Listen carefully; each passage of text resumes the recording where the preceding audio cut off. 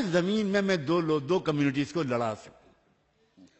صاف بات یہ ہے کہ یہ جو کچھ بھی کہا جا رہا ہے مسلمانوں کے بارے میں، خوشی کی بات ہے کہ آج آپ کو اتنی اچھی ایجوکیشن انفارمیشن مل رہی ہے.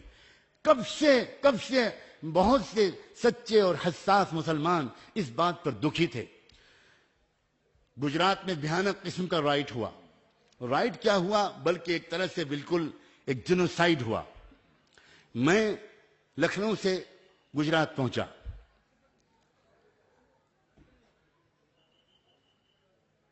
قدرت کا کچھ ایسی مدد ہوتی ہے جب کوئی انسان اچھی نیت کے ساتھ کوئی قدم آگے بڑھاتا ہے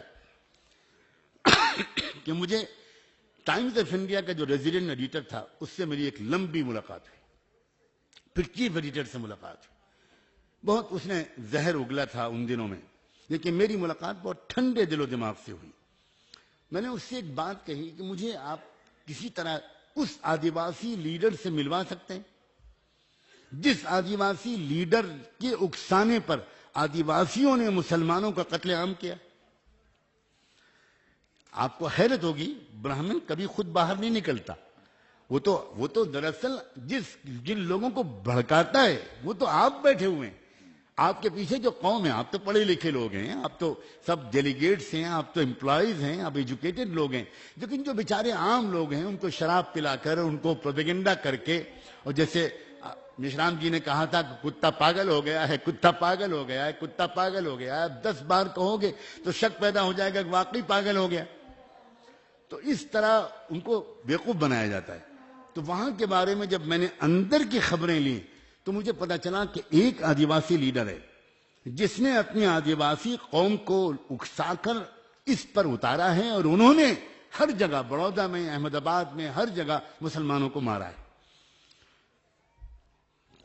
میں اس کو صرف اپنے مالک کا کرم سمجھتا ہوں کہ وہ آدیواسی لیڈر مجھ سے ملنے کے لیے تیار ہو گیا. آج پہلی بار اوپنلی میں اس بات کو کہہ رہا ہوں، اس لیے کہ میں اپنوں کے بیچ میں بیٹھا ہوں.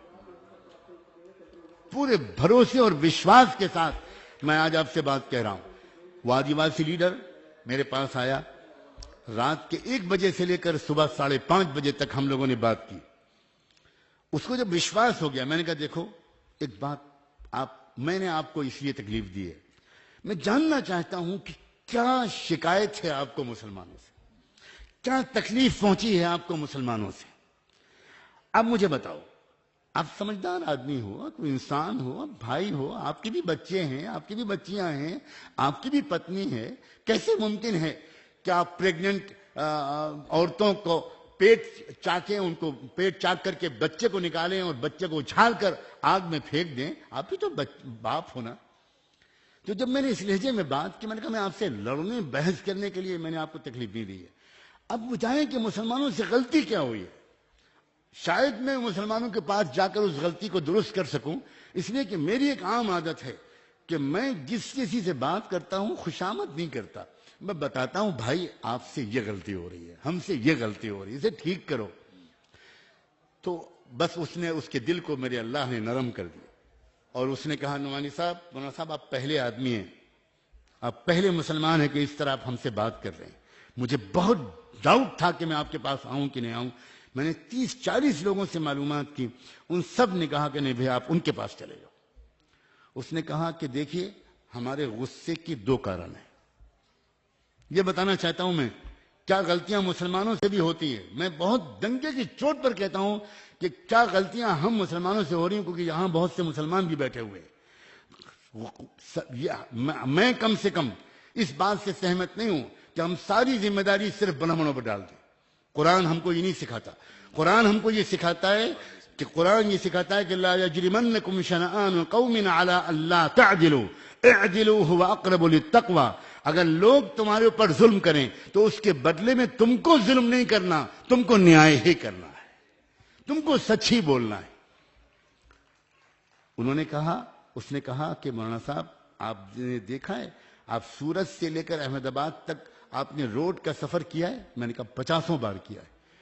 آپ نے دیکھا ہے کہ سڑک کے دونوں طرف شاندار مدرسے بنے ہیں، بہترین بلڈنگز ہیں، شاندار مسجدیں ہیں، گاڑیاں آ رہی ہیں جا رہی ہیں، جلسے ہو رہے ہیں، کھانے پک رہے ہیں، بچے ہوئے کھانے کو باہر پھینک دیا جاتا ہے. ہم لوگ اسی 40 کلومیٹر یا 60 کلومیٹر کے ایریے میں نالوں کے کنارے رہتے ہیں. آدھی روٹی بھی کبھی ہم کو کسی مسلمان نے نہیں دی. کبھی کسی مسلمان نے ہم کو بچا ہوا کھانا بھی نہیں دیا.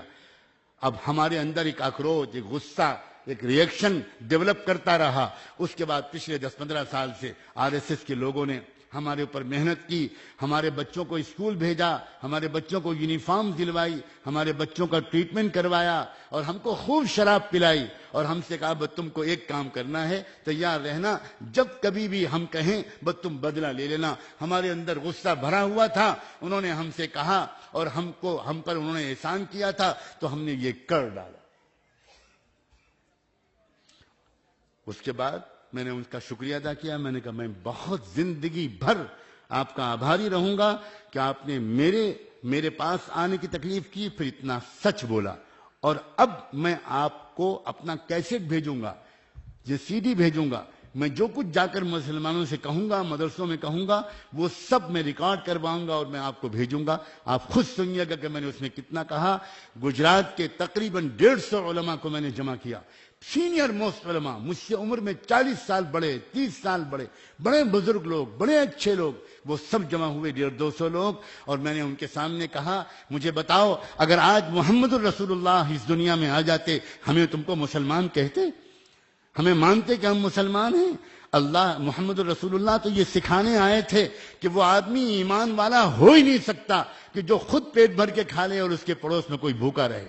وہ 50 حج کر لے، زندگی بھر نمازیں پڑھتا رہے، لیکن اگر اس نے غریبوں کی فکر نہ کی، اس نے پڑوسیوں کے ساتھ اچھا سلوک نہ کیا، اس نے عام انسانوں کا دل نہیں جیتا، اس نے سیوا نہیں کی، ہرگز وہ مسلمان نہیں.